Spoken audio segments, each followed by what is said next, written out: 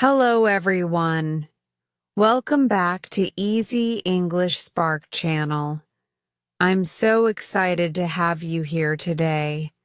I hope you're feeling great and ready for an exciting journey.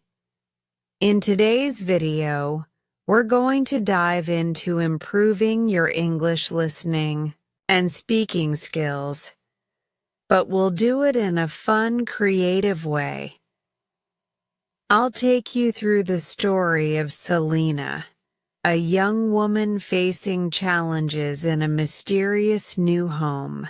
Through her journey, you'll not only enhance your language skills, but also learn how to express emotions, understand deeper meanings, and build your confidence in English conversations. Let's get started and spark up your English adventure. Chapter 1: A Life of Isolation. I was born into a family of wealth and importance in the heart of Ireland, in a town called Tyrone. My family, though rich, was distant and cold. I was the younger of two daughters, and our relationship, like many others in our family, was not filled with the warmth that you would expect from sisters. My sister Laura was 6 years older than me. When I was a little girl, we didn't share the kind of bond that you might imagine. She was already much older and lived her life in ways that didn't really include me. By the time I was 12, my sister had already grown up, and she married Mr. Donovan, a man from a prestigious family. I remember that day very well. The day she left our home. It was her wedding day. There was so much noise, so many people coming and going. The house was filled with joy, and guests were laughing, dancing, and celebrating. But as for me, I couldn't share in the happiness. I was overwhelmed with sadness. I watched as she left with her new husband, heading for a new life in Dublin. My sister was always kind to me, much kinder than our parents ever were. I cried as she left, feeling the heavy emptiness of her absence. Our parents, though they provided for us materially, didn't seem to love me in the way I longed for. They were distant, always concerned with their own affairs, their own importance. They wanted sons, not daughters, and as a result, I was often left feeling like an afterthought. They never showed me the love I craved. Laura's absence only deepened the loneliness I felt. My parents barely noticed my pain, and though I tried to fill the empty space in my life with friends or hobbies, nothing ever seemed to heal the void left by her departure.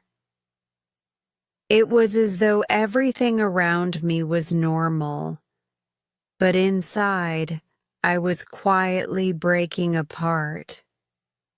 I spent many days alone in the large, cold rooms of our mansion, wandering aimlessly through the halls, trying to figure out who. I was in a world where my presence barely seemed to matter. There were always servants bustling about, preparing meals, cleaning rooms, or attending to the needs of my parents, but I was mostly left to myself. My parents never spoke to me much, and when they did, it was never about anything meaningful. Then, about a year after Lara's wedding, something happened that changed everything. A letter arrived for our family.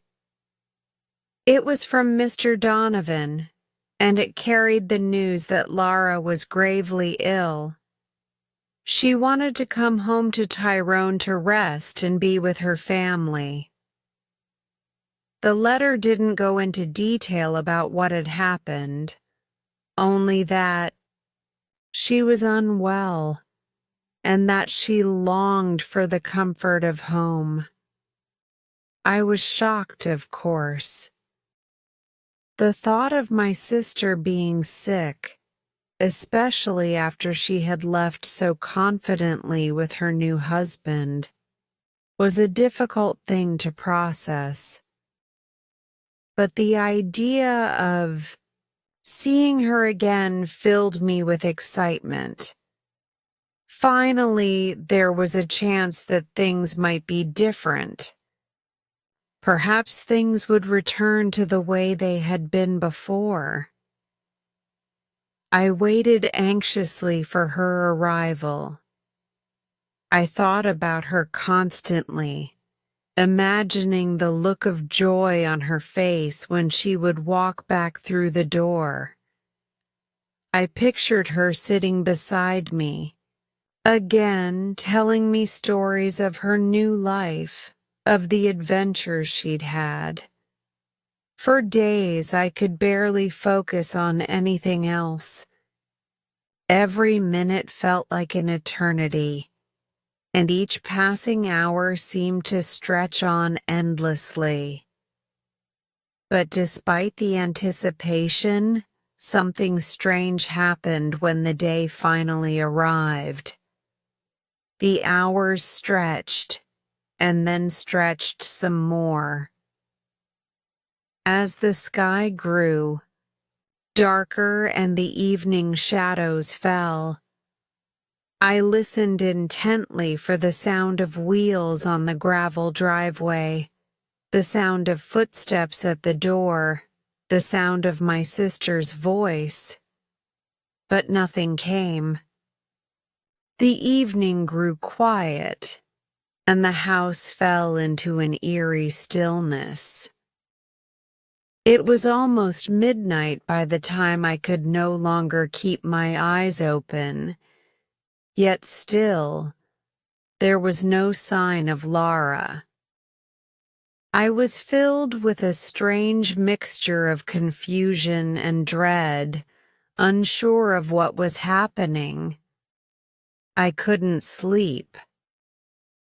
I lay in my bed, staring up at the ceiling, trying to make sense of everything. I listened closely, my ears straining for any sound, any sign that they had arrived. But nothing. The house was completely silent. Then, suddenly, just after 1 a.m., I heard it. A noise far away drifting in from the dark night. It was faint at first, but unmistakable. It was the sound of someone crying. It sent a shiver down my spine. I knew instantly that it was my sister. My heart raced as I jumped out of bed and rushed to the living room. I called out to my father, "They're here. They've arrived." We rushed to the front door, desperate to see her, to welcome her back. But when we opened the door, there was nothing. No carriage, no lights, no sign of anyone. The night was still and quiet, just as it had been before. We waited there for a few minutes, confused and unsure of what we had just heard. The noise, those cries, had been so real, yet there was no one there. The minutes stretched into an agonizing silence as we stood in the doorway, looking out into the empty night. We went back inside the house, both of us filled with a deep sense of unease. My father looked at me, and I could see the confusion in his eyes. I knew he had heard the cry too, but like me, he didn't understand what it meant. The next morning, everything became clear. A man arrived at the house with news that would change my life forever. Laura was dead. She had passed away on Sunday, the same day we had waited for her. She had grown worse after her illness, and by Tuesday, the same night we had waited for her arrival, she had taken her last breath. And so, that was the beginning of my sorrow. That moment of waiting, of hearing those cries, would haunt me for the rest of my life. Chapter 2. A letter that changed everything. It had been almost a full year since Laura left for Dublin, and life at home continued as it always had. Quiet, cold, and filled with a sense of emptiness. The house in Tyrone seemed so large, the rooms so lonely, and my life felt like it was slowly passing by, without any real purpose. My parents remained focused on their own affairs, barely noticing my presence. It seemed as though the only thing they cared about was maintaining their status, their wealth, and their reputation, and I was just a shadow in the background of their world. But everything changed one morning when a letter arrived.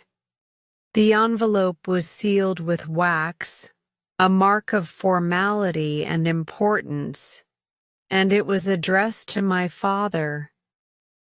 The handwriting on the front was neat, elegant even, and I immediately recognized it. It was from Mr. Donovan, my sister's husband. I had not heard from Laura or Mr. Donovan in months. My sister's letters had stopped coming after she moved to Dublin, and although I often thought of her, I had resigned myself to the fact that perhaps our relationship had become distant. She had her new life, and I had my own. Or so I thought. My father took the letter, and for a moment, he stared at it, his brow furrowed, his eyes narrowing as he studied the envelope, as if there were something he didn't quite understand about it. Finally, he opened it with an air of detachment, the same way he opened all of his correspondence. "Selina," my father called after reading the first few lines, his voice flat, not showing much emotion. "Come here." I walked into the room, my heart beating a little faster.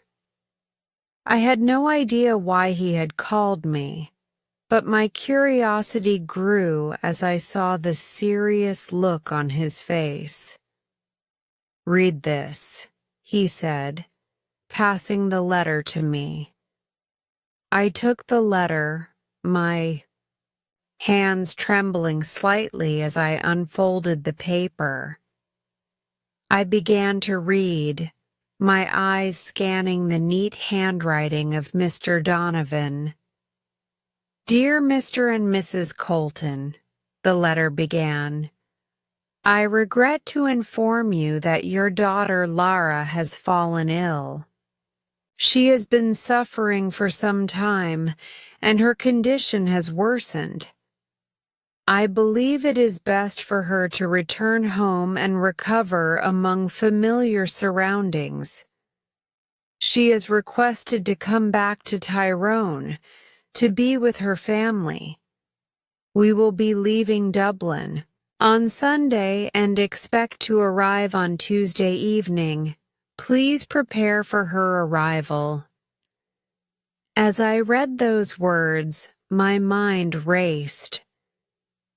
My sister was ill? My sister, the one who had always been strong, always so vibrant?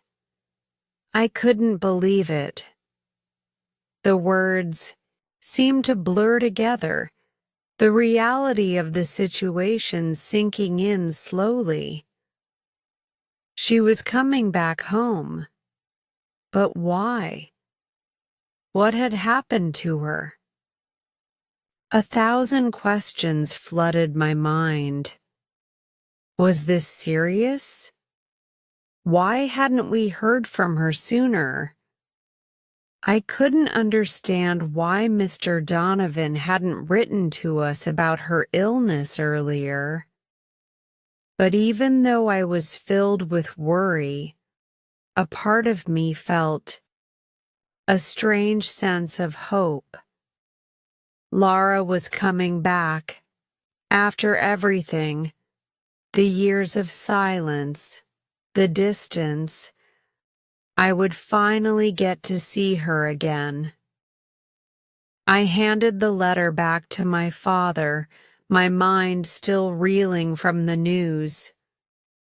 He didn't say anything at first, just stared out the window, his face impassive as always.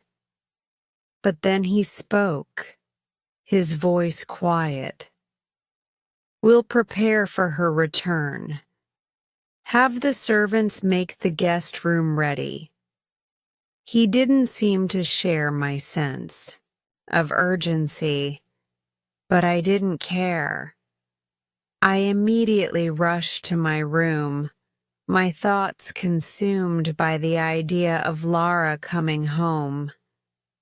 The past year without her had felt endless, and now, suddenly, it felt as if time was speeding up.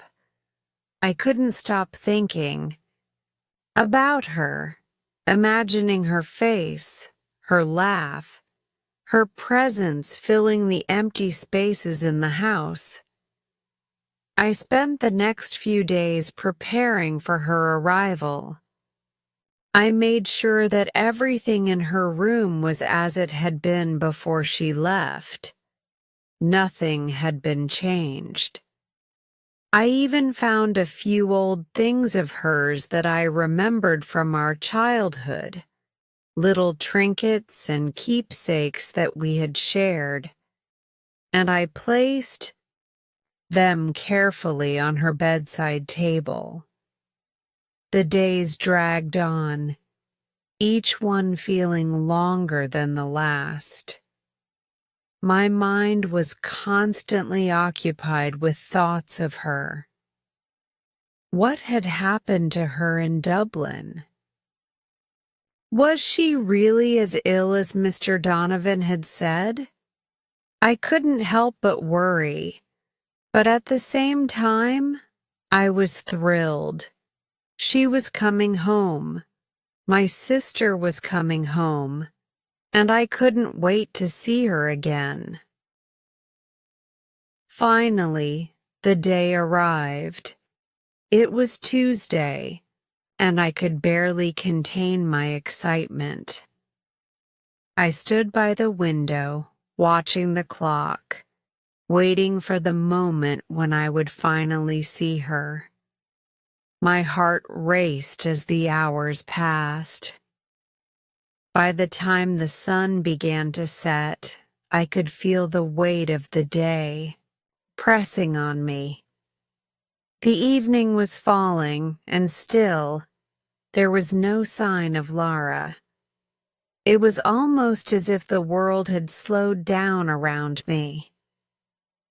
I could hear the ticking of the clock in the hallway, each second echoing in my mind. At last, as the night grew darker, I couldn't wait any longer. I ran downstairs and stood by the door, waiting for the sound of a carriage pulling into the driveway. My father came down a few minutes later, and we both waited together, the anticipation building between us. I listened intently, my ears straining for any sound, any sign that Lara was finally here. I felt a tightness in my chest, a mixture of excitement and anxiety. The house was so quiet. I felt as if every minute was stretching into eternity. But as the night passed, something began to feel wrong. It was getting later and later, and still no one arrived. I stood at the door, my hand resting on the cold metal handle, but there was no sound, no movement outside.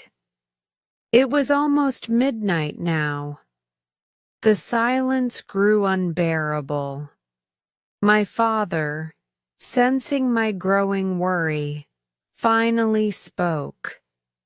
"They should have been here by now," he said quietly. "Perhaps something's delayed them." But I wasn't so sure. I had a sinking feeling in my stomach, a feeling that something wasn't right. The cry I had heard that night before, the strange feeling in the air, all of it suddenly came rushing back to me. At 1 in the morning, I heard it again, far off in the distance. A sound, a cry. The same cry I had heard before. It was faint, but unmistakable. My heart pounded as I turned to my father, my eyes wide with confusion. "They're here," I whispered. But when we opened the door to check, there was no one there. No carriage, no people, only darkness.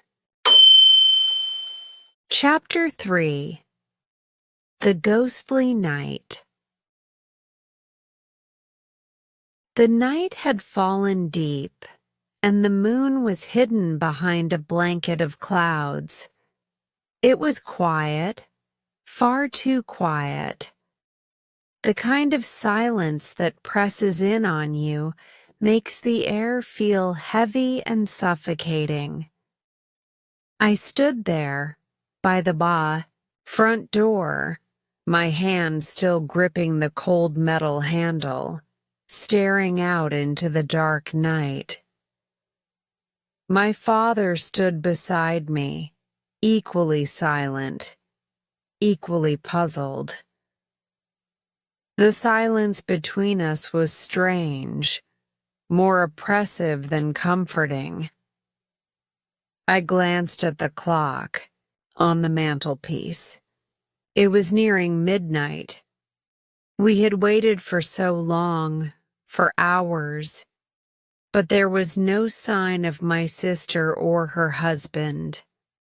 No sound of carriage wheels on the gravel path. No distant voices calling out in greeting. Nothing. Just the sound of the wind rustling through the trees and the occasional creak of the old house as it settled in the night. I could hear the faint ticking of the clock, each second dragging by like a weight tied to my heart.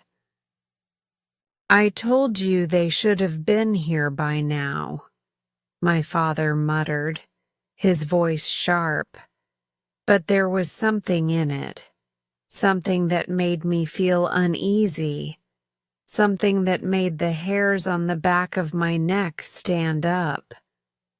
His words felt too final, too sure of the fact that something was wrong.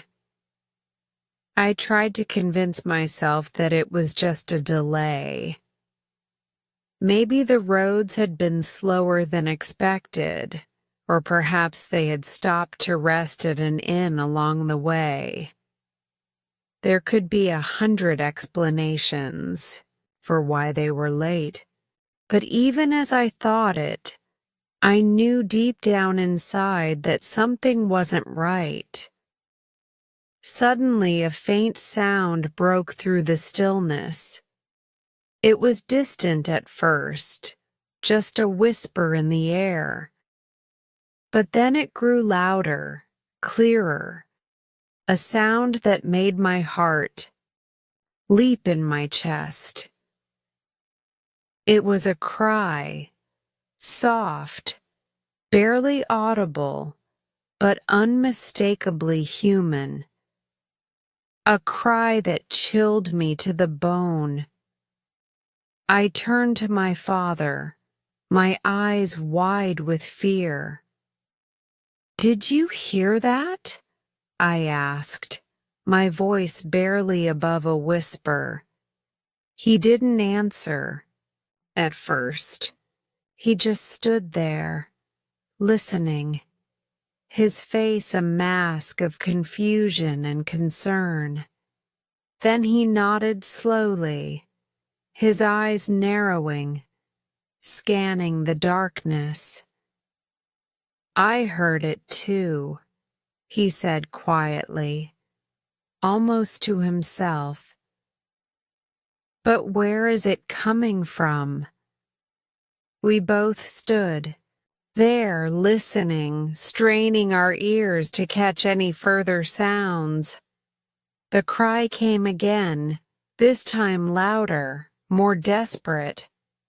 It was coming from somewhere far away, from the depths of the night. But it sounded so close, so real. It was a cry of pain, a cry of distress, the kind of sound that you know comes from someone who is suffering, someone who is alone. I felt my breath catch in my throat. "It's her," I whispered. "It's Laura. She's here. She's calling us." Without thinking, I dashed out of the house, my father following close behind. We ran down the stone steps and into the yard, the gravel crunching under our feet. I barely noticed the cold night air biting at my skin. All I could focus on was the cry, that haunting cry that seemed to guide me, pulling me toward it, like a beacon in the dark. I looked around desperately, but there was nothing. No carriage, no people. The yard was empty, and the house behind us seemed to loom like a shadow in the dark. I stood still for a moment, my heart racing in my chest.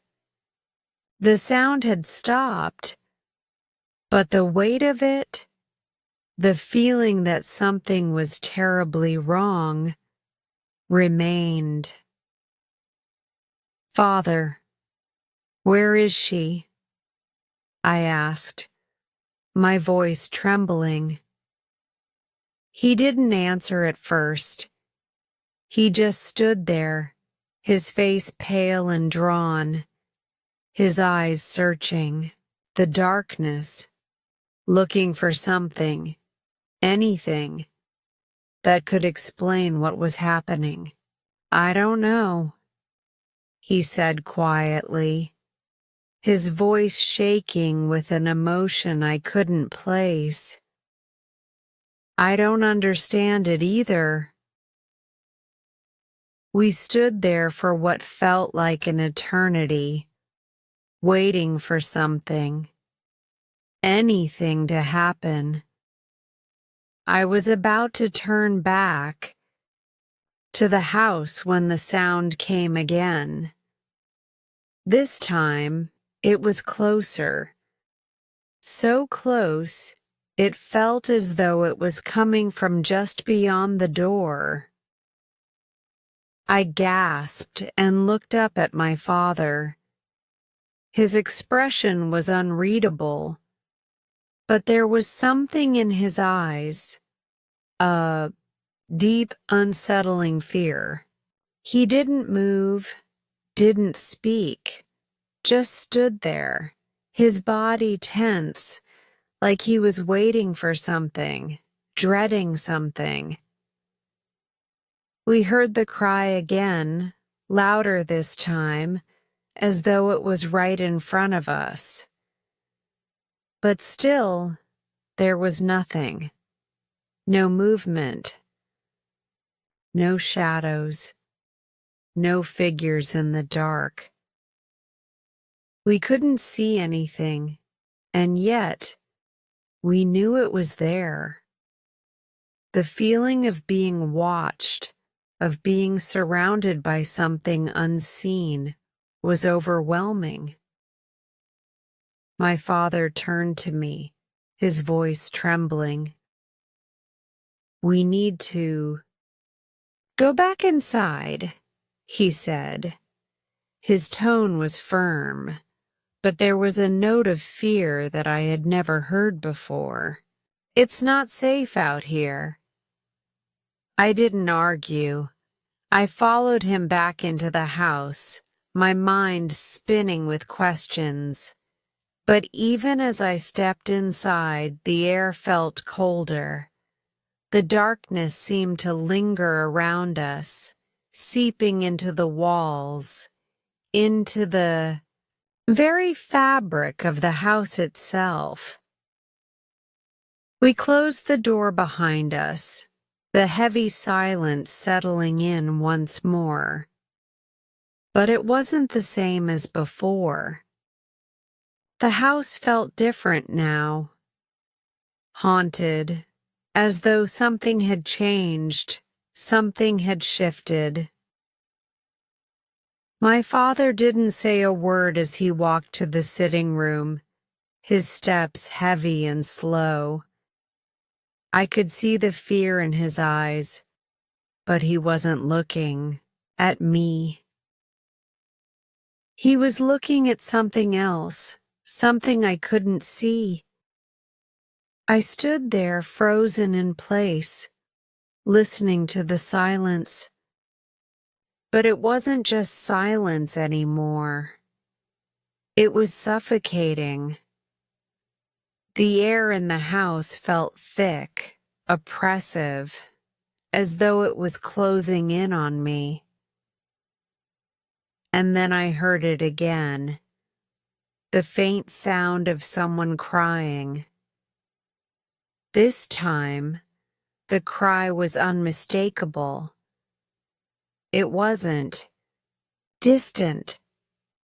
It wasn't faint. It was here, right here in the house with us. It was as if it was coming from all around us, echoing off the walls, filling the space. I turned to my father, my voice shaking with terror. "Father, I heard it again. It's here." He didn't respond. His face was ashen, his eyes wide with dread.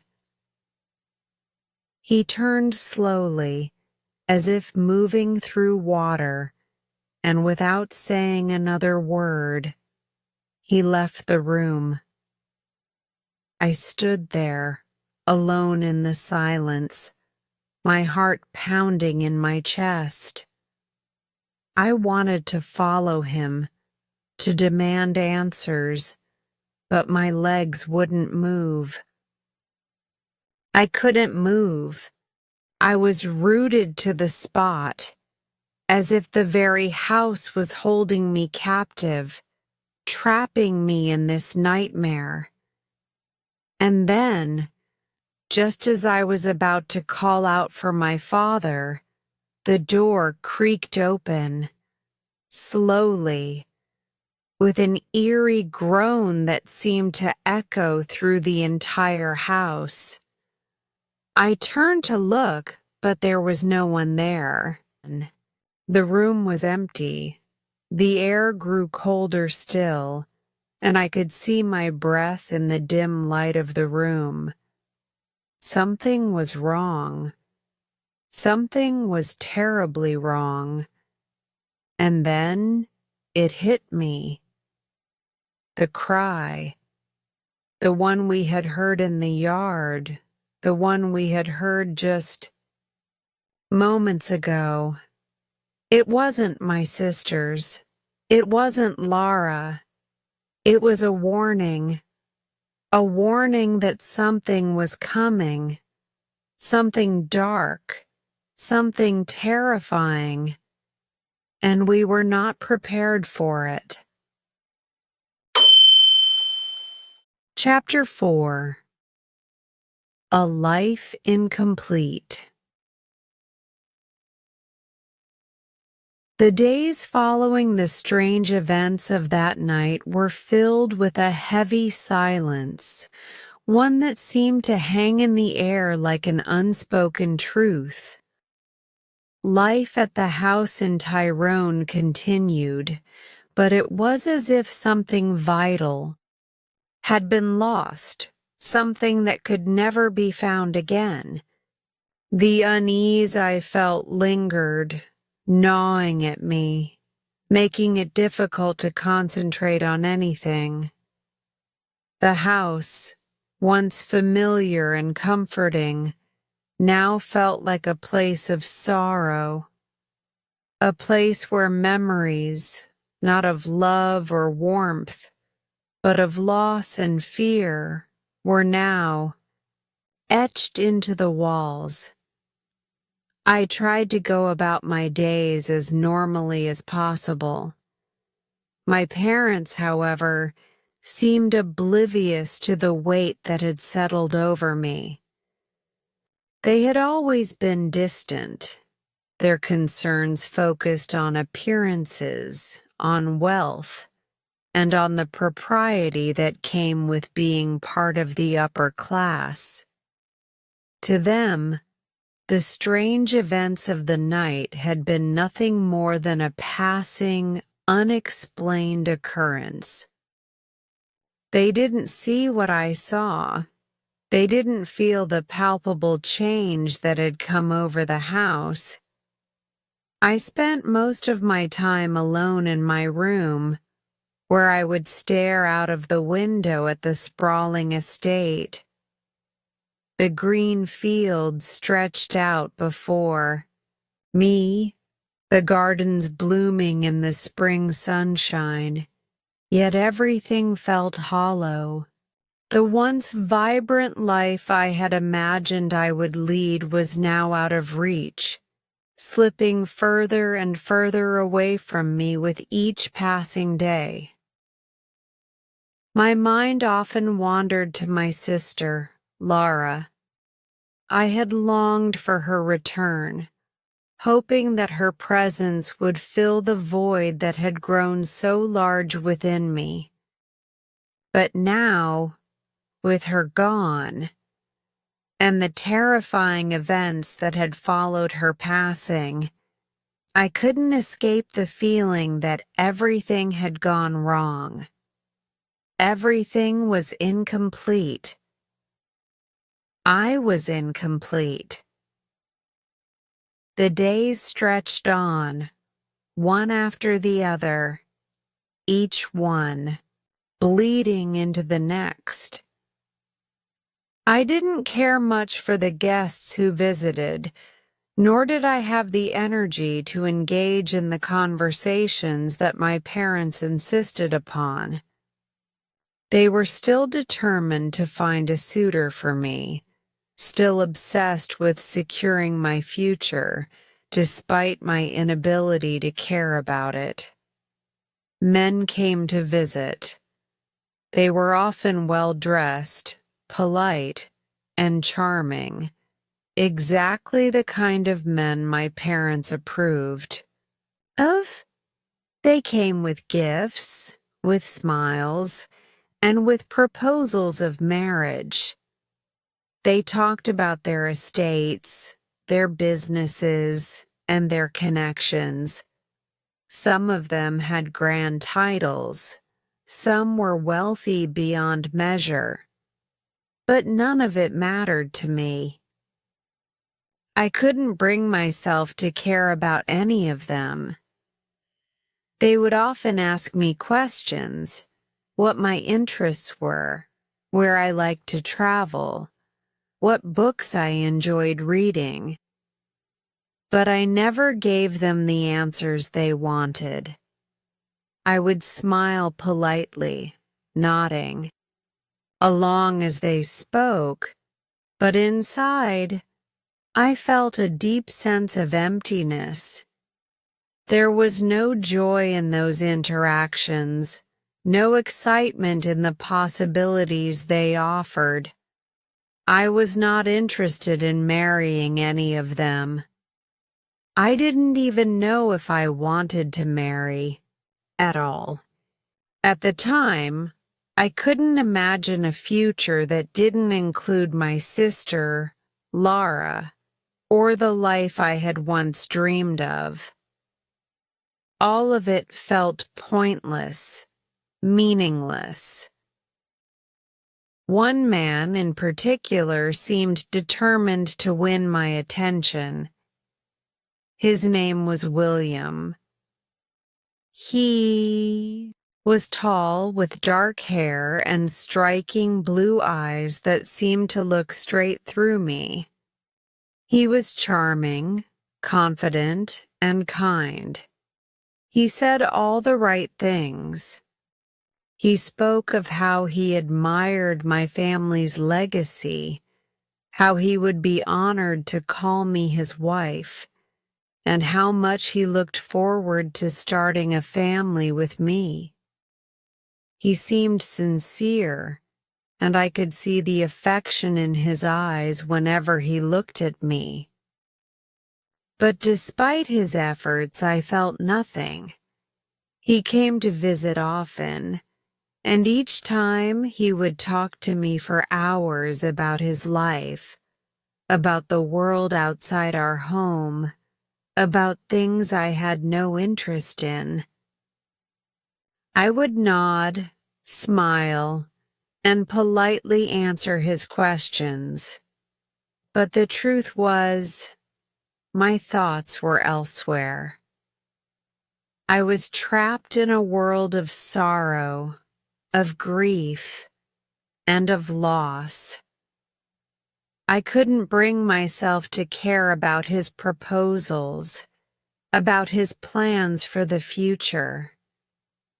All I wanted was to be left alone, to be allowed to grieve in peace. My parents, of course, were thrilled with William's attentions. They saw him as a suitable match, a perfect fit for the position they had been trying to arrange for me. They spoke of how lucky I was, how fortunate I was to have such an excellent suitor, and how I should consider myself blessed. But I couldn't bring myself to feel that way. I didn't feel lucky. I didn't feel fortunate. All I felt was a deep sense of dissatisfaction with the life I was living, and a growing resentment toward the world that expected me to move on, to keep going as if nothing had happened, as if the loss of my sister had not left a gaping hole in my heart. At the age of 16, my mother decided that it was time to take me to Dublin. She said it was for my own good. There, you will meet new people, better people, more interesting people. You will see how life is beyond the quiet, isolated life we have here in Tyrone, she told me one evening. There are so many fine men in Dublin, and I'm sure you'll meet someone who will make you happy. You deserve a life full of joy, Selina. You don't need to stay trapped in this place. I didn't respond. I knew what she meant. She wasn't concerned with my happiness, not truly. She was concerned with my future, with securing a match that would benefit the family. And so, off we went to Dublin, where I was introduced to more men, more proposals, more expectations. It wasn't long before I found myself in the hustle and bustle of the city. Dublin was full of life, full of energy, full of people. I made new friends, and I started to laugh again. I went to dances, I went to gatherings, and for the first time in a long time, I felt something other than sadness. There was something exhilarating about the freedom, about being in a place where no one knew me, where I wasn't just the daughter of a wealthy family with a tragic past. But still, despite the excitement and the new experiences, I felt incomplete. The sense of longing never left me. I had moments of happiness, but they were fleeting. The memories of my sister, the mystery of the strange events at our home, and the growing pressure to find a husband weighed heavily on me. I was living, yes, but I was not truly alive. Something was missing, and no matter how much I tried to fill the emptiness with new experiences, with new people, I always found myself coming back to the same place, the same aching feeling that I was incomplete. And then one day, everything changed again. Our Chapter 5, New Beginnings in Dublin. After what felt like an eternity of living in a shadow of grief and sorrow, my mother's decision to take me to Dublin felt like a new beginning. I didn't know it at the time, but it would turn out to be the first real step toward pulling myself out of the deep hole I had fallen into. Dublin was nothing like Tyrone. It was full of life, energy, and a sense of excitement that I had never experienced before. The city buzzed with activity. People walked quickly through the streets.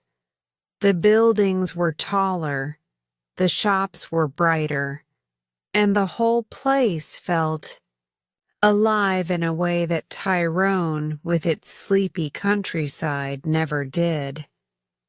There was something intoxicating about the air in Dublin. It was a city of possibilities, a city where no one knew my story, no one knew of my past, and I could be whoever I wanted to be. I remember the first day we arrived. It was a chilly autumn morning, and the city seemed to stretch out before me like a vast, uncharted world. My mother was excited, chattering endlessly about the opportunities awaiting me here, about the grand men I would meet, and how life in Dublin would surely bring the joy I had been lacking. But I didn't hear much of what she said. I was too busy taking in everything around me, my senses overwhelmed by the hustle and bustle, the sounds of carriages clattering over cobblestone streets, the laughter spilling out from the pubs, and the sights of elegant women and well-dressed men walking alongside me. We moved into a small townhouse in a quiet neighborhood, far from the sprawling estates of Tyrone. It wasn't grand, but it was comfortable, and it was mine. For the first time in years, I felt a sense of independence. There were no grand expectations here, no pressure from my parents to act a certain way, no haunting memories of my sister, no overwhelming sadness. I was free to live in a way I had never allowed myself before. And for the first time, I was starting to feel like I could breathe again. At first, everything was overwhelming. I spent my days walking the streets of Dublin, visiting museums, meeting new people, and getting to know the city. My mother was insistent on finding me a suitor, but I found myself pushing that thought to the back of my mind. For once, I wasn't thinking about my future, about the man I was supposed to marry, or the expectations of my family. I was living in the moment, and it felt good. It felt like I was finally starting to reclaim my life. I began to meet people, young, women who had grown up in the city, men who seemed to be everywhere, always in a rush, always talking about business or politics. And then there were the parties, the lavish balls where I could wear beautiful gowns and dance until the early hours of the morning. The music, the laughter, the vibrant conversations, it was all so new, so intoxicating. I danced every night, my feet moving to the rhythm of the music, my heart lighter with each passing day. And then, something unexpected happened. I started to laugh again. It was a small thing at first, just a chuckle here and there, a smile that reached my eyes. But it was enough. It was enough to remind me of who I was before everything fell apart. It was enough to remind me of the person I could be. There were days when I didn't think about the past, when I didn't think about the pain, when I didn't think about Laura or the strange events at our home. For the first time in what felt like forever, I was free. But there was still a part of me, deep inside, that couldn't quite shake off the feeling of emptiness. I tried to ignore it, tried to fill the space with the excitement of the city, with the people around me.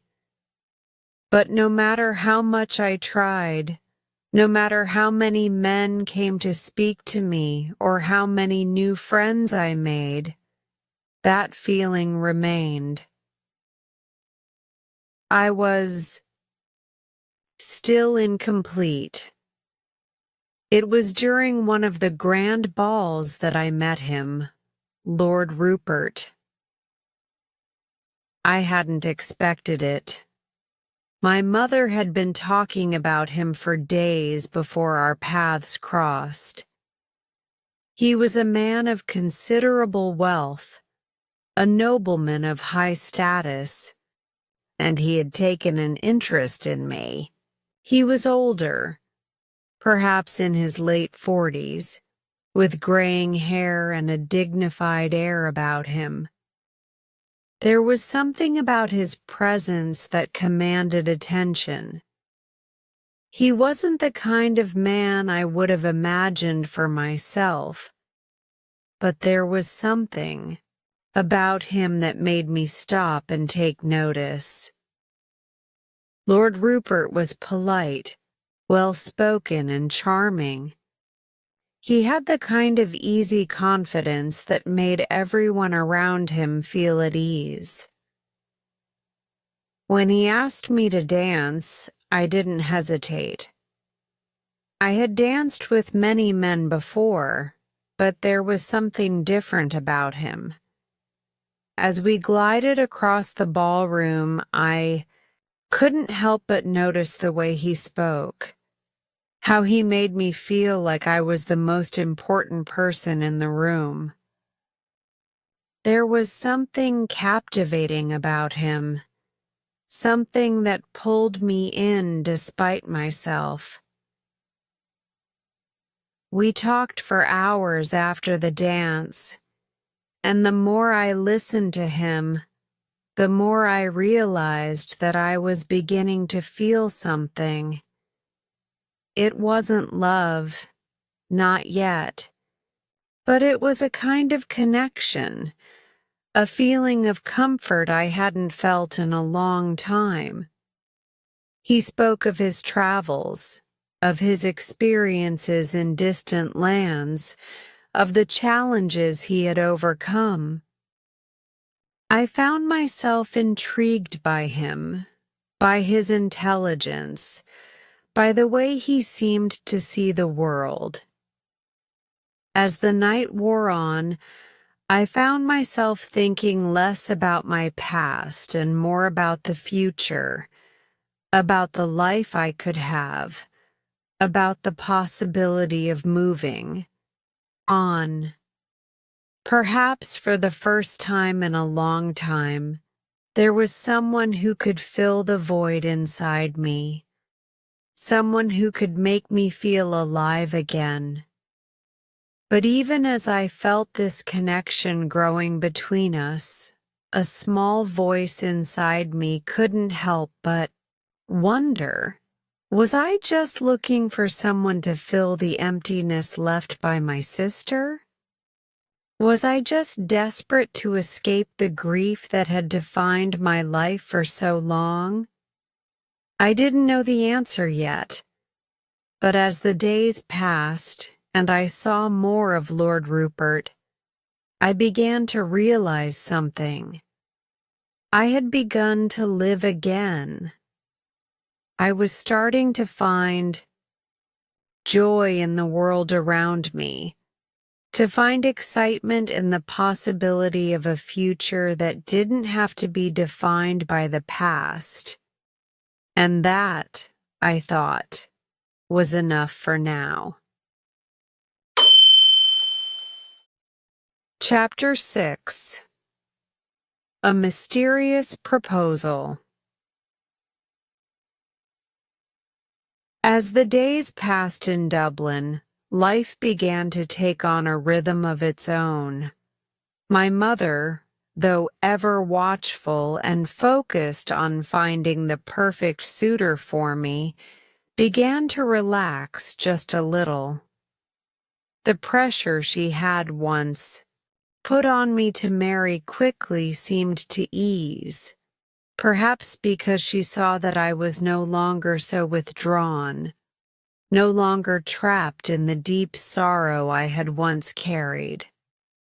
Yet, even with the distractions of the city and the many new faces I encountered, I couldn't entirely shake the feeling that something was still missing. My mind often wandered back to the past. I couldn't forget my sister, Lara. The memory of her death, the strange happenings in the house, and the cold, empty space that her absence left in my heart still haunted me. Despite the new beginnings, despite the fresh air and bustling streets of Dublin, there were moments when that ache, that gnawing emptiness would return. But there was one person who seemed to bring light back into my life. It was Lord Rupert. Lord Rupert's visits became more frequent. At first they were polite and somewhat formal. At least, that was how I thought of them. He would come over, speak with me for a while, ask about my day, share stories of his travels, and leave after dinner, always with the promise of returning. He was always kind, always patient. There was no urgency in his demeanor, no overt pressure. But still, each time we spoke, I felt a sense of ease, a strange comfort in his company that I hadn't felt with anyone else since before Lara's passing. Over time, my feelings began to shift. It was subtle at first, a fleeting glance, a smile, that lingered a little too long, but I began to notice it. There was something about him, something beyond the surface. He was more than just a nobleman, more than just a potential suitor. There was an intellect behind his eyes, a depth to his words, and a kind of gentleness in the way he treated me. For the first time in months, I began to feel the stirrings of affection. But even then, a small voice inside me hesitated. Could I move forward with him? Could I trust myself to open my heart again after all the pain I had endured? One evening, we were sitting by the fire, the golden light flickering on the walls, the quiet murmur of conversation filling the room. My mother had retired early, leaving Lord Rupert and me alone for a while. It had become somewhat of a routine, these quiet moments shared between us, the peaceful silence that stretched out before us. We were talking about something trivial, I believe. The weather, perhaps, or the latest social event in the city. But as I spoke, I noticed that he was no longer looking at me the way he usually did. His gaze had shifted, no longer light and casual, but steady, intense. There was something different in his eyes, something that sent a shiver through me. "Selina," he said, his voice low, almost hesitant. "There's something I've been Meaning to say, I stopped talking, suddenly aware of the change in the air. There was a weight in his words, an earnestness that caught my attention. What is it? I asked, my voice barely above a whisper. He paused for a moment as though gathering his thoughts, then spoke again. I've been thinking about us, he said, his tone soft but serious. About the future. And I believe you've become someone very important to me. I felt my heart flutter, a sudden rush of nervousness spreading through me. I wasn't sure what he was about to say, but I could feel that something was shifting, something that would change everything. Lord Rupert, I began, my voice shaky. I'm not sure what you mean. But he cut me off, his gaze unwavering. Please, Selina, he said gently, hear me out. I've known many women in my life, many beautiful, accomplished women, but none of them have made me feel the way you do. You've become more than just a woman to me. You've become someone who I can see myself spending my life with. I didn't know what to say. The words were unexpected, overwhelming even. For so long, I had been so focused on my past, on the emptiness left by my sister's death and the pain of my own heart, that I hadn't allowed myself to think about the future. I hadn't allowed myself to consider the possibility of truly loving again. Lord Rupert, I said softly, trying to steady my voice, I don't know if I'm ready for this. I've been through so much and He interrupted again, but this time with a gentleness that softened the weight of his words. I understand. I don't expect you to decide immediately, but I want you to know that I care for you, Selina. And I want to build a future together. I've seen so much of the world, but nothing compares to the thought of spending my life with someone like you. I sat there, frozen for a moment, processing his words. The room seemed to grow smaller, the fires crackle louder. I was still caught in the whirlwind of emotions he had stirred up inside me. Could I trust him? Could I let myself open up again? Could I let go of the past and embrace a future that didn't involve the shadows of grief and loss? His words lingered in the air between us, heavy with meaning. I'm not asking for an answer right now, he continued. But I wanted you to know that my feelings are genuine, and I hope, in time, you'll come to see that we could build something wonderful together. For a long time, I said nothing. The weight of his proposal, of his intentions, pressed down on me.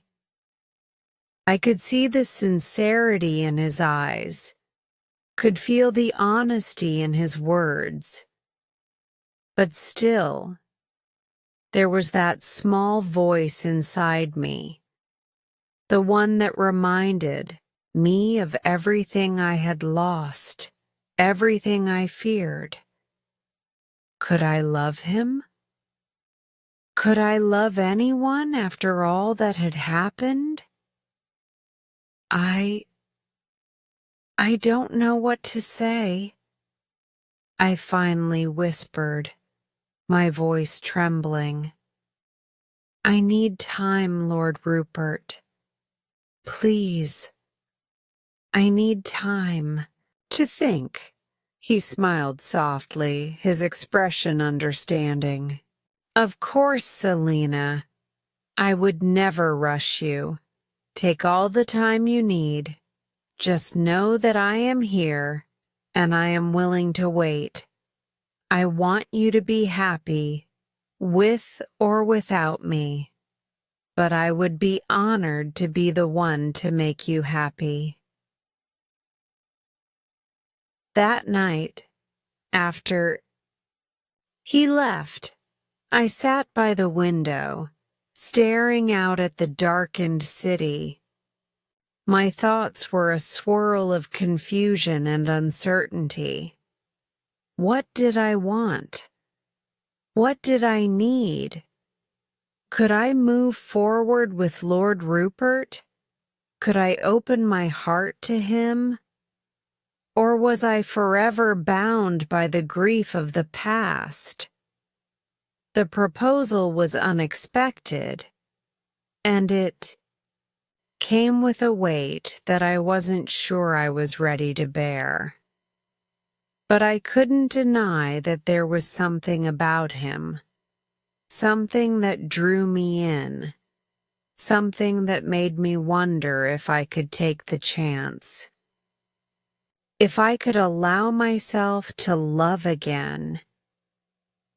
And as I sat there in the silence of the night, I realized that I had come to a crossroads. The future, once so uncertain, was now a possibility. And the decision, though difficult, was mine to make. Chapter 7. A New Home. The decision had been made. After much contemplation, many sleepless nights filled with doubt and uncertainty, I had finally agreed to marry Lord Rupert. I was still unsure of what the future held, still hesitant about the love I had yet to fully embrace, but I could not deny that there was something in his presence, something that made me feel safe, something that made me feel that maybe, just maybe, I could start anew.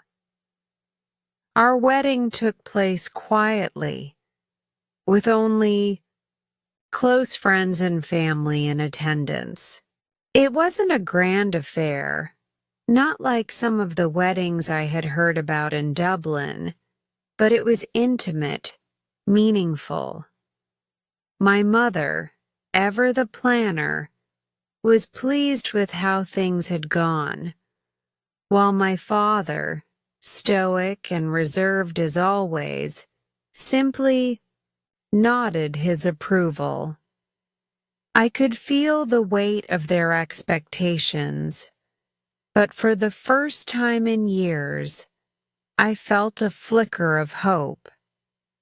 The days after the wedding passed in a blur, and before I knew it, Lord Rupert and I were on our way to his home. The journey was long, the countryside rolling by in a sea of green, dotted with the occasional farmhouse or stretch of forest. I didn't know much about his home beyond the stories he had told me. He had mentioned it briefly in our conversations, but I hadn't thought to ask for more details. I was too caught up in the emotions of the moment, too overwhelmed by the changes happening so quickly in my life. The drive felt endless. As we neared our destination, I could feel a nervous excitement building within me. The thought of stepping into a new life, of creating a home with Lord Rupert, was both thrilling and terrifying. Would this new home feel like a place of safety, a place of comfort? Or would it be another cold, lonely space, empty of warmth and love? When we finally arrived, I was greeted by the sight of a large estate, much grander than I had imagined. Lord Rupert's home was a sprawling manor, set on a hill overlooking a river that wound its way through the valley below. The house itself was made of stone, its high towers reaching toward the sky, giving it an almost imposing presence. It looked like something from a storybook, something that felt both welcoming and intimidating at once. As we pulled up to the entrance, I couldn't help but feel a sense of awe. This was it, the place where I would begin my new life, the place where I would build my future with Lord Rupert. But at the same time, I couldn't shake the feeling of being an outsider, someone stepping into a world that wasn't quite my own. Lord Rupert smiled at me as he led me through the front door. "Welcome home, my love," he said softly, his hand gently brushing against mine. His words were warm, and the way he said them made me feel as though I was truly welcome here, as though this place was now mine too. The entryway of the house was grand, large, open, and filled with light. The walls were adorned with portraits of Lord Rupert's ancestors, their stern faces looking down at me as we walked through the halls. The floors were polished wood, the air tinged with the scent of old books and fresh flowers. Everything was beautiful, everything was perfect. But as we walked further into the house, something in me began to feel uneasy. It wasn't the house itself. The house was stunning, a place fit for royalty. It was the weight of the silence that pressed in on me, the sense that I was stepping into a world that I didn't fully understand. It was as if the house had a life of its own, a history that I had yet to uncover, and somehow I felt like I was intruding on something sacred. We walked through the corridors, past the library, through a grand dining room, and eventually arrived at what would be our bedroom. It was beautiful, no doubt. Large windows opened to the sprawling garden outside, soft drapes hung from the ceiling, and the bed was draped in rich, luxurious linens. It was a room fit for a queen, and yet, as I stood there, I couldn't shake the feeling that something was missing. Lord Rupert smiled at me again. "You'll find everything you need here," he said, his voice filled with reassurance. "This is your home now, Selina. Everything here is for you." I nodded, trying to force a smile, but inside, I couldn't quiet the voice that was whispering to me. Something was off. I couldn't place it, but there was a strange stillness about the house that unsettled me. After we had settled into the room, Lord Rupert took me on a tour of the estate. He showed me the gardens, the orchard, the fields that stretched as far as the eye could see. Everything was meticulously maintained, from the perfectly trimmed hedges to the rows of flowers that lined the pathways. There was a peacefulness here, a tranquility that I had never known. And yet, as we walked through the gardens, I couldn't help but notice the absence of sound. There were no birds singing, no rustle of leaves in the wind. The world around us felt still. It was as if time itself had slowed down, as though the house, the land, and everything around it were waiting for something. That night, after dinner, I sat by the window, looking out at the stars. The silence of the house pressed in on me again, and I could feel the weight of my own thoughts.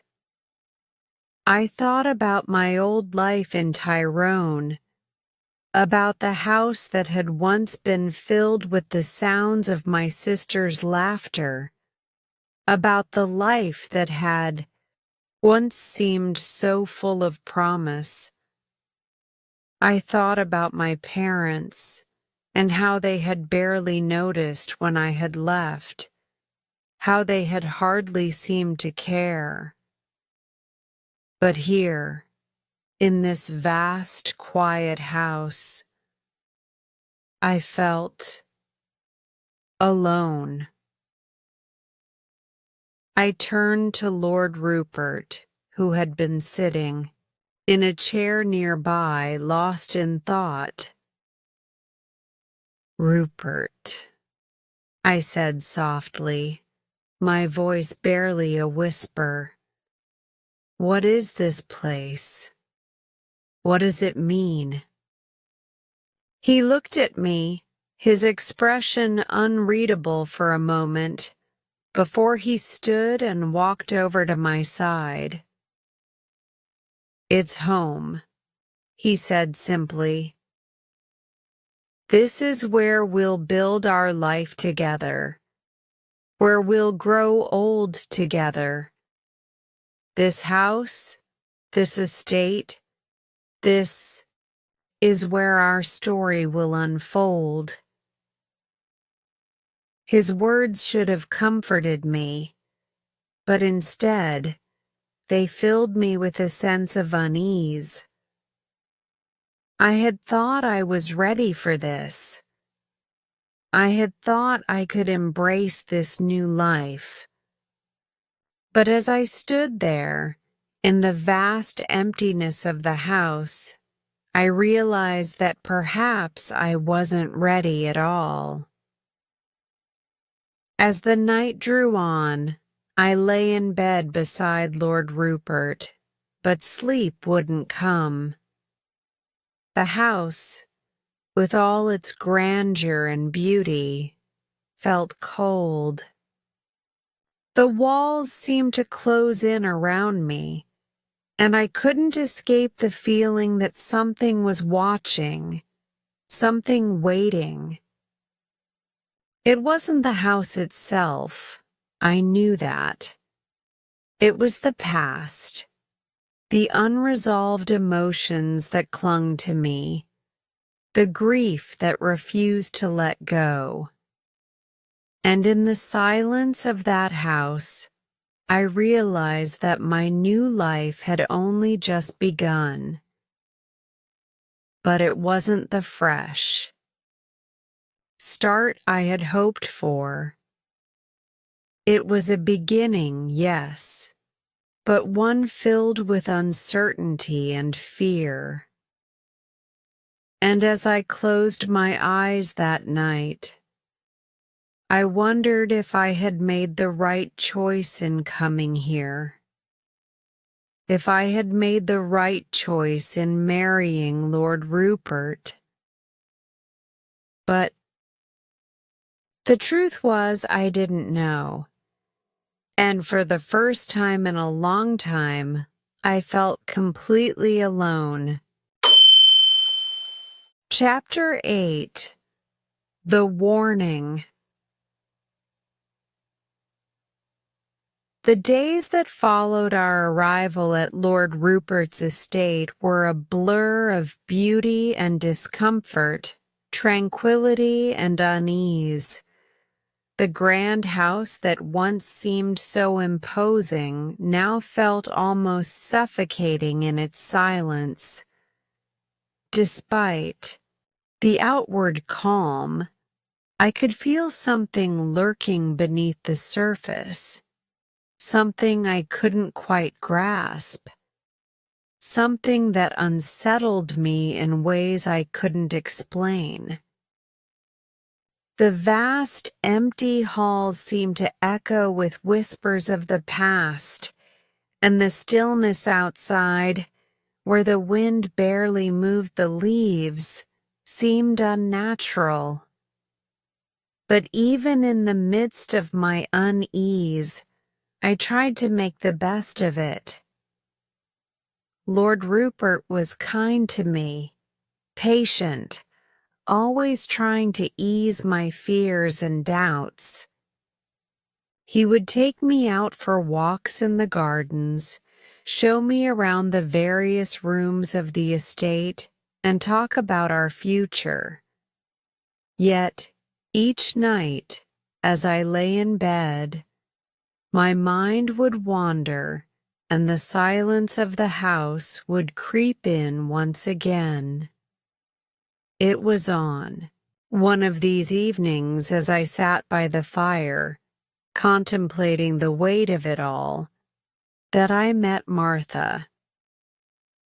Martha was an older woman, one of the housekeepers, who had worked at the estate for as long as anyone could remember. She was a woman with a kind face, though her eyes always seemed to hold a deep sadness, a sorrow that I couldn't quite place. She was the one who showed me around when I first arrived, introduced me to the various parts of the house, and explained how things worked around the estate. But on that particular evening, as I sat by the fire in one of the grand sitting rooms, Martha came to me with a look in her eyes that made me pause. She hesitated at first, as if she were unsure whether to speak or not. But then, with a deep breath, she approached me and sat down on the chair opposite mine.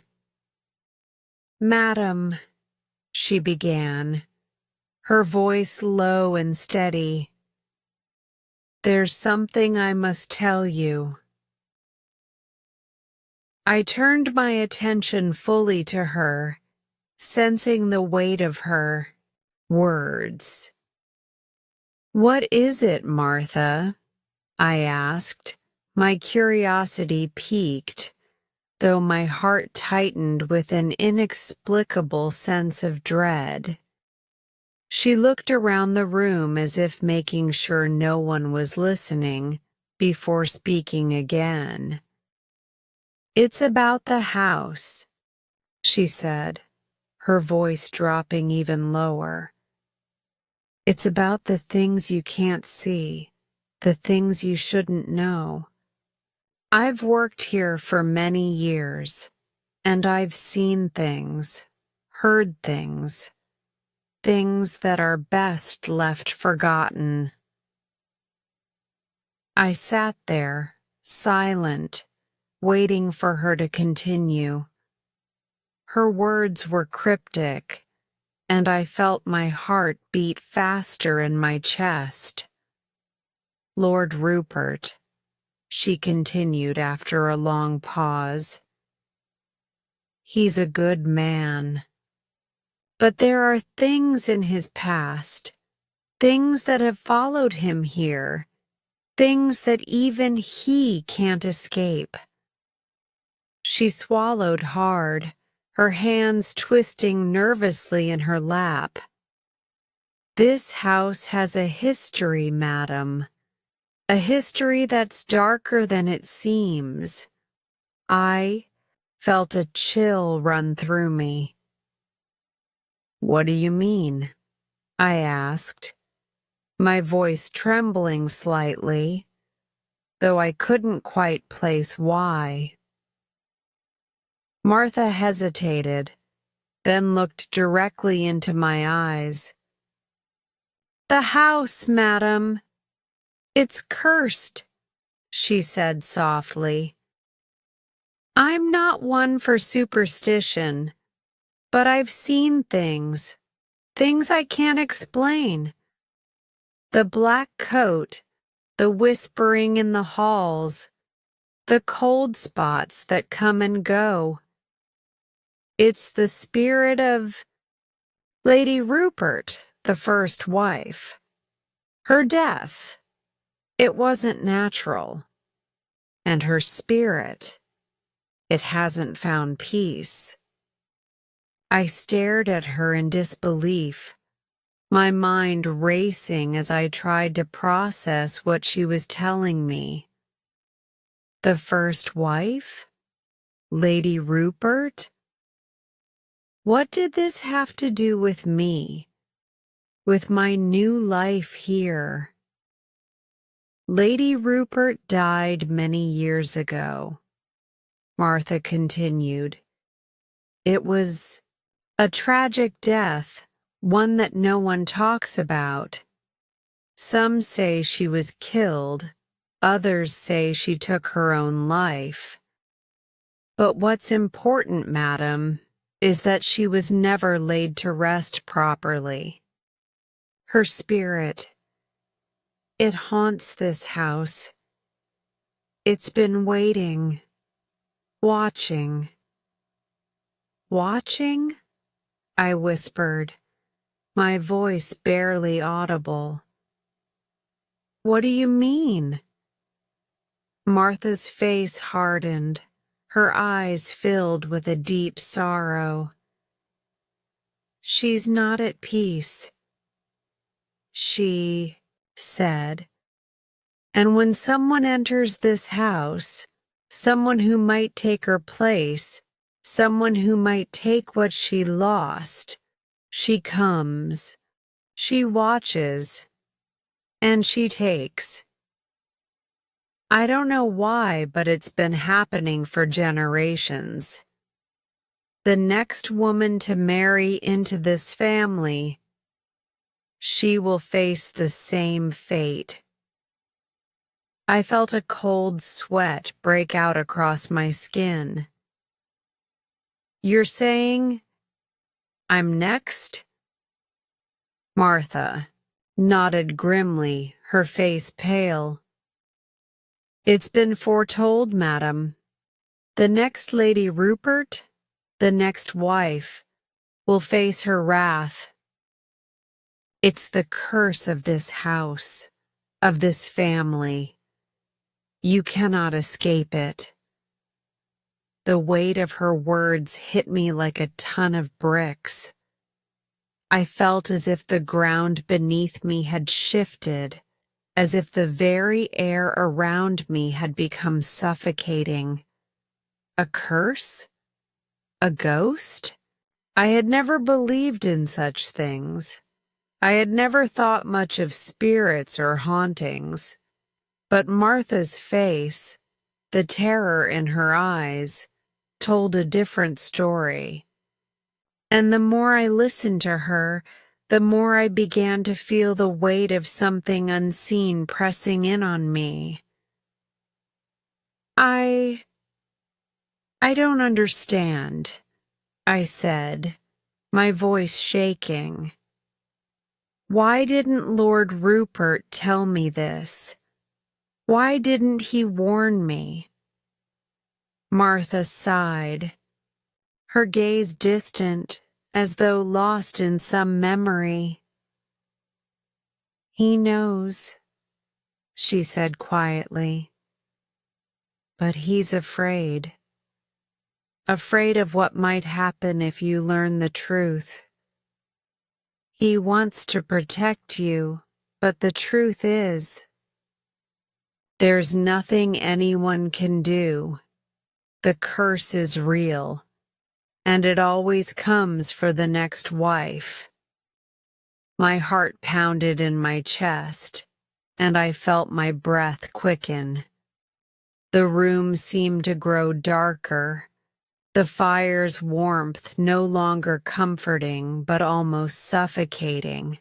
I stood up, pacing the floor, trying to clear my mind, but there was no denying what I had just heard. A ghost, a curse, a dead wife seeking vengeance. Could it be true? Was this house really cursed? Was I destined to fall victim to whatever fate had befallen the First Lady Rupert? Martha's voice broke through my thoughts, soft but insistent. You must be careful, madam. There are things in this house that you cannot see, things that lurk in the dark corners, in the forgotten rooms. Stay away from the back of the house, the rooms where no one goes. There is where the danger lies. There is where she waits. I looked at her, her words sinking in slowly, their meaning clear. Stay away from the back of the house? Stay away from the rooms that no one spoke of? But why? Why had Lord Rupert never told me about this? Martha, I don't know what to think, I said, my voice trembling. This is too much.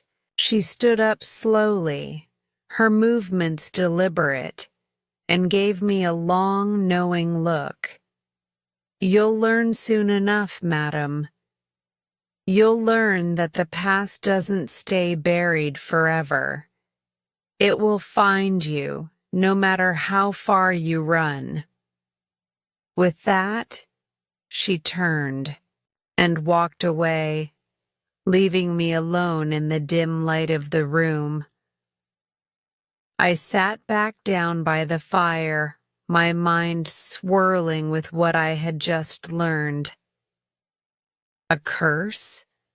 A ghost?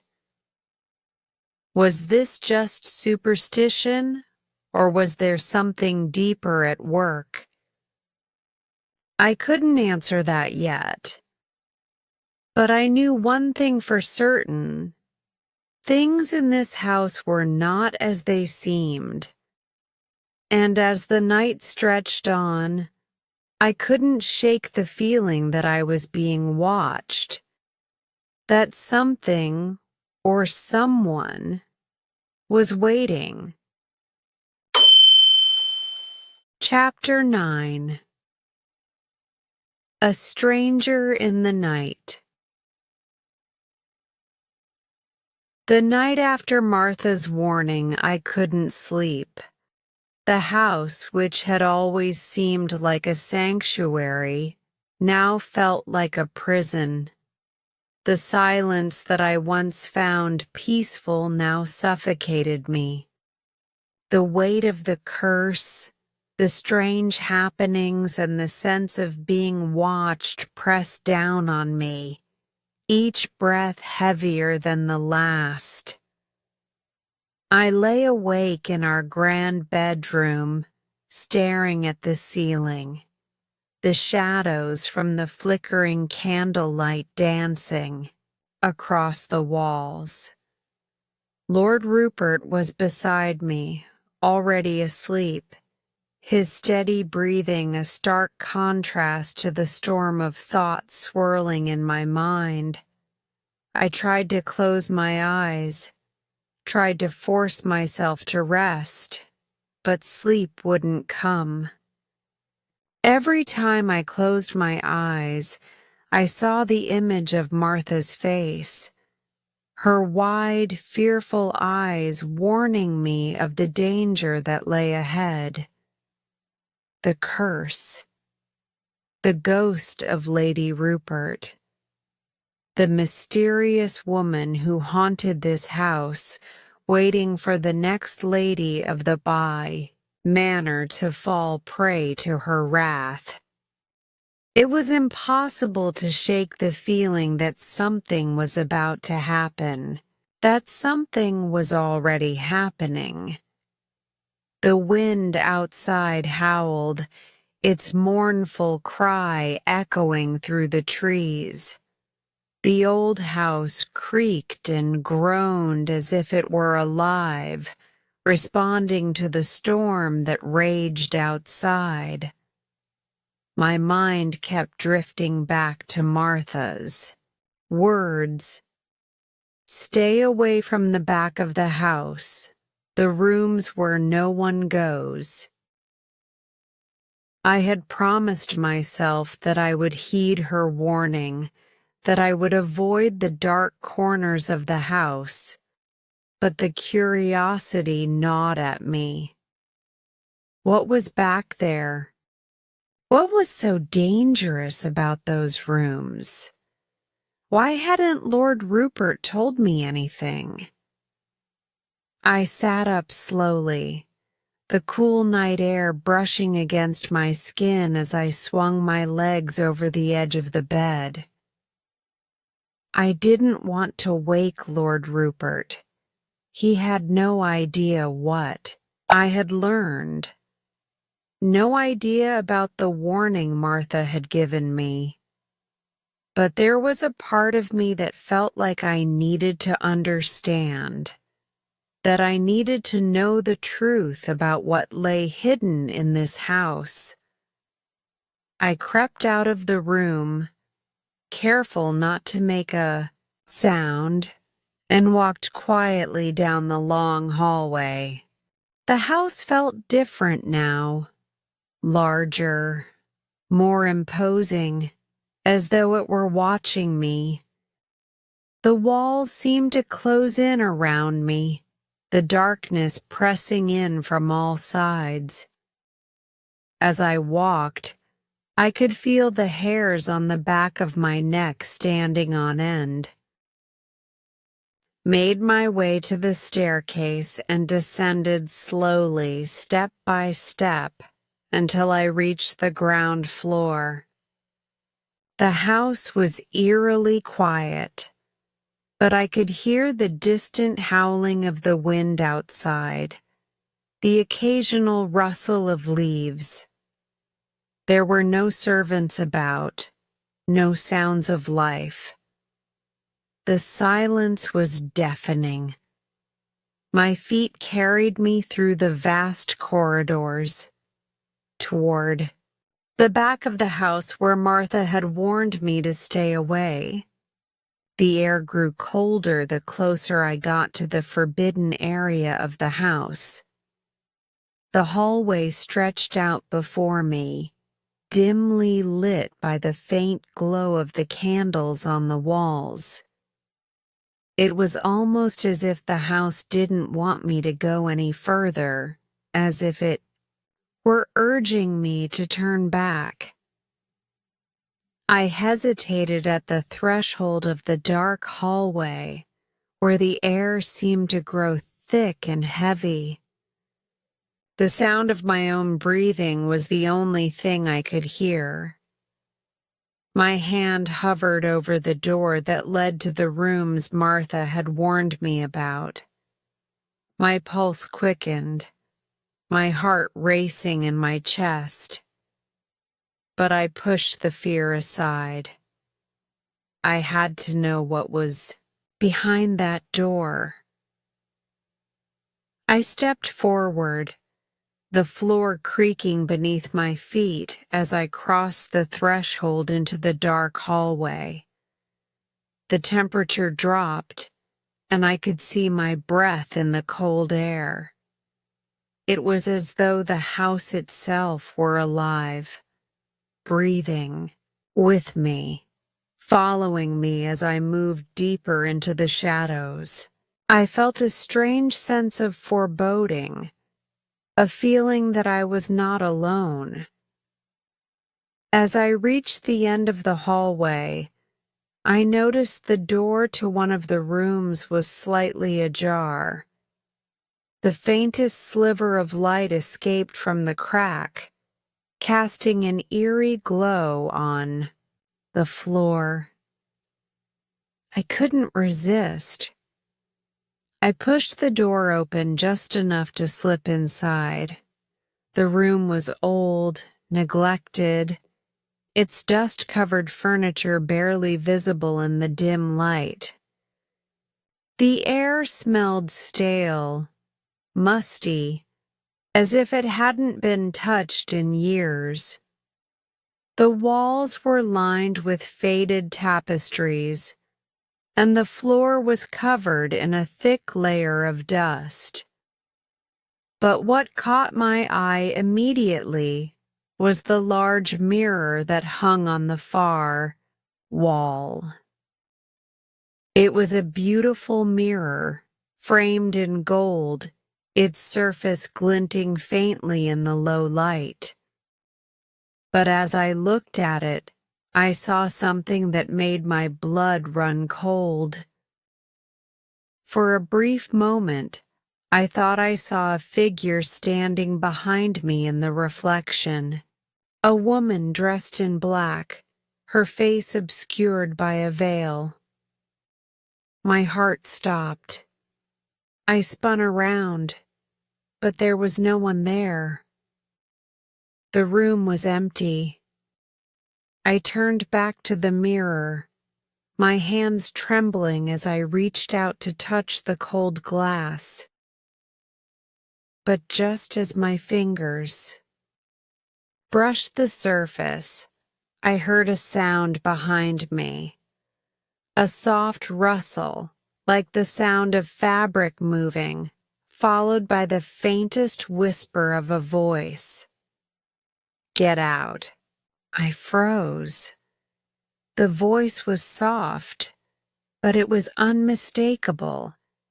It came from behind me. I turned quickly, but once again, I found the room empty.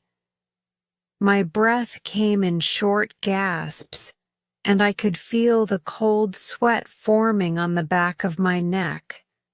My heart was racing, and I couldn't shake the feeling that I was being watched, that I was no longer alone in this house. I backed away from the mirror, my legs trembling beneath me. I could feel the presence, that oppressive, unseen force that seemed to fill the room, watching me, waiting. The whispering continued, but now it was louder, clearer, as if the voice was coming from everywhere, echoing in my mind. Leave. Now. I didn't need to be told twice. Panic surged through me, and I ran from the room, my feet barely touching the ground as I fled down the hallway. I didn't look back. I didn't dare. I found my way back to the stairs, the coldness of the house following me, the whispers still echoing in my ears. I rushed up the stairs back to the safety of my room, where Lord Rupert lay sleeping, unaware of the terror I had just experienced. I closed the door behind me and sank to the floor, my body shaking with fear. The room felt smaller now, the walls pressing in, the silence louder than before. The house. It was alive. I could feel it, feel the presence of something dark, something malevolent that watched my every move. But as I sat there, catching my breath, I realized something even more terrifying. The woman in the mirror, the voice I had heard, wasn't just a figment of my imagination. It was her, the ghost, Lady Rupert. She was here. She was watching me. And I knew now, beyond any doubt, that the curse was real. Chapter 10. Escape from the Past. The night after my encounter with the ghost, I couldn't escape the feeling that the walls of the house were closing in around me. The house, once grand and full of promise, now felt like a prison. I had thought that marrying Lord Rupert and starting a new life in his beautiful estate would be my chance to escape the grief, the darkness, and the memories of the past. But now, it seemed that no matter how far I ran, no matter how many miles I put between myself and my old life, the past would always follow me, and it had followed me here, to this house. As I lay in bed that night, staring at the ceiling, I couldn't help but hear the whispers again, echoing in the back of my mind. Leave. Now. The words had been clear, unmistakable, and yet I could still feel them pressing against me. The house had changed, had become something else, something I couldn't understand, and the ghost of Lady Rupert was a constant presence that I couldn't shake. I turned to Lord Rupert, lying beside me, still asleep. His steady breathing filled the quiet room, but it offered me no comfort. I wanted to reach out to him, to tell him everything that had happened, to beg him to take me away from this place, but the fear held me back. He had already dismissed my concerns once, telling me that everything would be fine. But I knew it wasn't fine. I had felt it, the presence, the coldness that seemed to seep into my bones, and the warning from Martha had only confirmed what I had feared. But what if I was wrong? What if I was simply imagining things? The thought lingered in my mind, but I couldn't shake the feeling that something terrible was happening. The past was reaching out to me, pulling me back into its dark embrace. The following morning, the sough. Unease in my chest refused to fade. I got up early, hoping that a change of scenery, a walk through the gardens might clear my head. The air was crisp, the sky overcast, and the leaves rustled in the wind as I walked along the familiar paths. The estate was beautiful.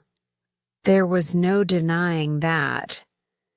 The flowers in full bloom, the towering trees, the peaceful river winding its way through the land.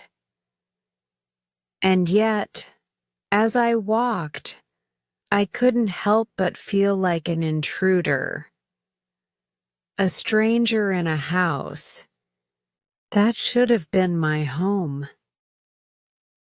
I found myself drawn to the back of the estate, the part of the house I had been warned to avoid. It was there, beyond the well-maintained gardens and manicured lawns, where the old, forgotten part of the house stood. The part of the estate that no one talked about.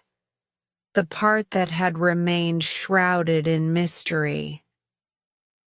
The garden at the back of the house was overgrown, wild even, with vines creeping up the walls of the building. The trees here were older, their trunks twisted and gnarled, as though they had witnessed the passing of centuries. I couldn't help but feel a sense of dread as I walked deeper into the overgrown area. The air felt thicker here, colder, as though the very ground beneath me was haunted by something I couldn't see. I didn't know what I was hoping to find, but I couldn't ignore the pull, the need to understand, to uncover the truth about the house, about Lord Rupert, and about the darkness that seemed to be growing around me. As I approached the old wing of the house, I saw the door that Martha had warned me about. It was cracked open, just a sliver of darkness beyond it. I felt a chill run down my spine as I stood before it, my heart racing in my chest. I hesitated, torn between the urge to run back to the safety of the house and the desire to face whatever truth was hidden behind that door. But in that moment, I knew I couldn't keep running. The past, with all its pain and grief, was suffocating me. The ghost of Lady Rupert, the curse, the unanswered questions. They were all closing in on me. If I was ever going to escape the darkness, I had to face it head on. I had to know the truth. I pushed the door open and stepped inside. The room was dark, musty, and filled with the smell of decay. The air was thick with dust, and the floor creaked beneath my feet as I walked further in. The walls were lined with old portraits, their faces obscured by the grime that had accumulated over the years. Everything about the room felt ancient, as though it had been abandoned long ago and forgotten. And then I saw it. A large, ornate mirror stood at the far wall of the room. The frame was gold, its edges worn with age, but it was the mirror itself that caught my attention. As I walked closer, I could see the faintest reflection of myself staring back at me. My pale face, my wide eyes. But then, in the reflection, I saw something else. a figure standing behind me, just out of sight. I turned quickly, my breath catching in my throat. But there was no one there. The room was empty. I looked back at the mirror, my heart pounding in my chest. And that's when I saw her, Lady Rupert. Her face was pale, her eyes hollow, as though the life had been drained from them. She wore a long black gown, and her hair was dark and wild, framing her face in a way that made her seem both beautiful and terrifying. She stood there in the reflection, watching me, as if waiting.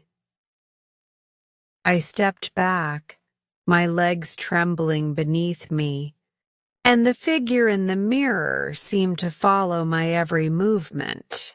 I could feel her presence, as though she were right behind me, just beyond the glass. Leave. The whisper came again, soft but forceful. The voice was hers, Lady Rupert's. I couldn't move. My body froze as I stared at her reflection. The room felt colder, and I could see my breath in the air. The whisper came again, louder this time, more insistent. Leave now, or suffer the same fate. I felt my heart race, the weight of the warning pressing down on me. The air in the room thickened, and I realized, with growing horror, that the mirror was no longer just a reflection. It was a portal, a gateway to something dark, something deadly. I spun around, my feet stumbling as I rushed toward the door. But just as I reached it, I heard a voice, clear and cold. You cannot escape. The door slammed shut behind me with a deafening bang, trapping me inside. I turned back to see Lady Rupert's reflection still staring at me from the mirror, her eyes burning with an intensity that sent a wave of panic through me. "No!" I screamed, pounding my fists against the door. But it wouldn't budge. I was trapped in the room with her. Trapped in the past that had come back to haunt me. I could feel the coldness of the room closing in on me. The whispers were growing louder, more frantic. Leave now.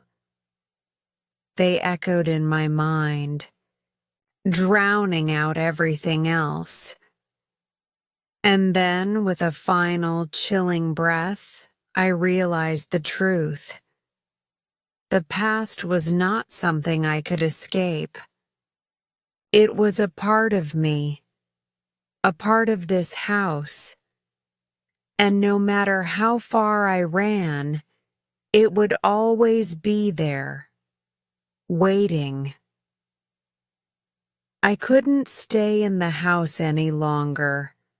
I had to leave, for my own sanity, for my own survival. I turned and ran, my heart hammering in, my chest, my footsteps echoing in the empty halls. The house was no longer a place of refuge. It was a prison, a reminder of everything I had lost, everything I had tried to escape.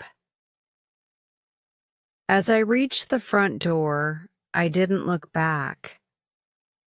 I couldn't. The past had followed me long enough. It was time to break free. Great work today. Every moment you spend practicing brings you closer to mastering your English listening and speaking skills. Remember, progress comes with patience and consistency. If this story inspired you or helped you in your learning journey, don't forget to like, share, and subscribe to Easy English Spark channel for more lessons and stories. Keep listening, keep speaking, and keep believing in your growth. I'll see you in the next video. Take care and keep shining.